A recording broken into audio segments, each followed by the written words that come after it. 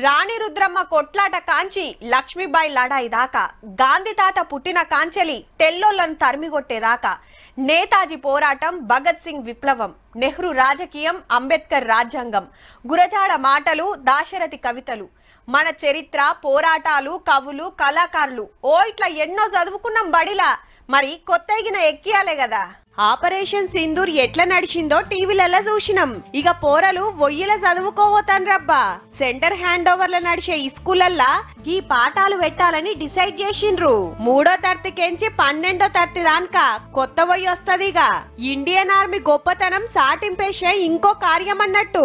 Pahalgam terrorist attack తర్వాత operation Sindoor ఎందుకు చాలైంది, గా పేరే ఎందుకు పెట్టింది, పాకిస్తాన్ లకు జొర్రి ఉగ్రవాదుల అడ్డాలు ఎట్లా మటాష్ చేసింది, అటికెళ్ళొచ్చిన డ్రోన్లు ఎట్లా వడగొట్టింది, దునియాకు మన జవాన్ల తాకత్ ఎట్లా చూపించింది, మొత్తం ఉంటదట పాఠంలా.